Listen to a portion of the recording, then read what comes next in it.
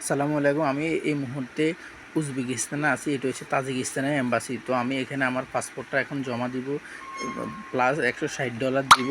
$160 দিয়ে আমি ভিসার জন্য আবেদন করব। এখন আর সকাল 9টা, এখন আবেদন করলে এখানে জমা দিয়ে পাসপোর্ট এখন আবেদন করলে আমি সন্ধ্যার মধ্যে ভিসা পেয়ে যাবেন। তো আপনারা যারা তাজিকিস্তান বা কিরগিজস্তান যেতে চাচ্ছেন এই মুহূর্তে, আপনার জবের ক্ষেত্রে হোক বা ট্রাভেলের ক্ষেত্রে হোক, তো এখান থেকে বেসিক্যালি আপনাকে ট্রাভেল ভিসা দিবে। আপনি ওখানে জবে কনভার্ট করতে পারবেন ওখানে গিয়ে তাজিকিস্তানে। তো আপনি বাংলাদেশ থেকে কিরগিজস্তানে ভিসা পাবেন না কিরগিজস্তানে। তো এখন বাংলাদেশে অনেকে উজবেকিস্তানে গিয়ে তাজিকিস্তান এম্বাসিতে পাসপোর্ট জমা দিয়ে ট্যুরিস্ট ভিসা নিয়ে কনভার্ট করে ওখানে থেকে যাচ্ছেন কাজের ভিসা।